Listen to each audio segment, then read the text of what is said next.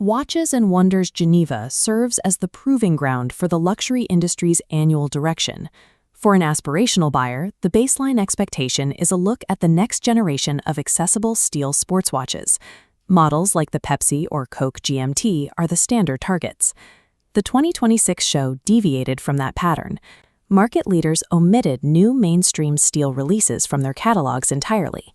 This absence ensures that the existing backlog for steel professional models remains uncleared. Without new entry-level options to diffuse demand, the friction for new collectors remains at a peak. Navigating the 2026 landscape requires a different strategy. Purchasing a mainstream luxury sports watch is no longer a simple exchange of capital. It requires a more calculated approach to the brands that actually have inventory. Collectors are facing a specific choice. They can continue with the allocation process at authorized dealers or move their capital toward higher-priced, specialized horology. This matrix identifies the true acquisition cost. It weighs the advertised retail price against the actual spending history required to secure specific models. For the most hyped brands, the required purchase history changes the math.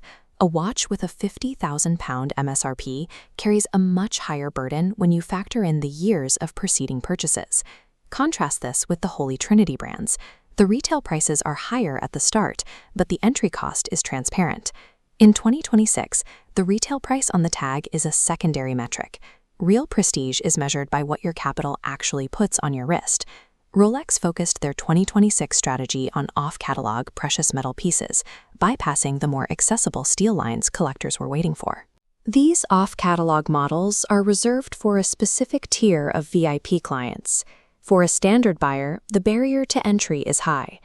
This chart breaks down the prerequisite spend for the new Platinum Bezel Daytona. To become eligible for this model, a client is often expected to purchase 5, 10, or 15 other watches first. This requirement shifts the £45,000 retail price into a six-figure capital commitment.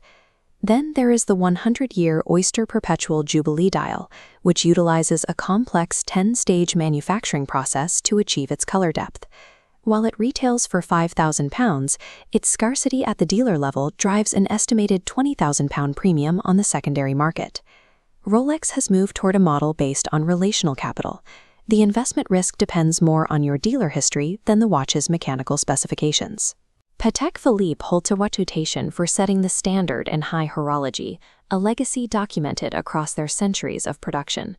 Their 2026 offerings included a £150,000 skeletonized perpetual calendar in the 45mm Cubitus case.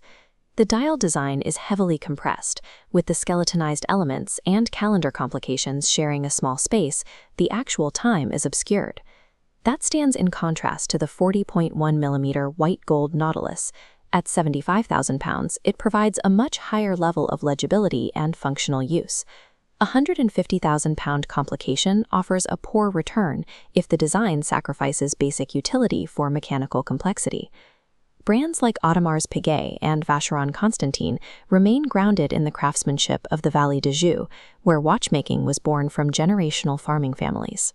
Vacheron Constantin's 2026 Cardinal Points collection in titanium starts at £35,000. This line provides an entry point that utilizes advanced materials and novel designs, avoiding the standard bottlenecks associated with steel sports models. At the top of the 2026 range is their titanium overseas skeleton tourbillon, priced at £185,000.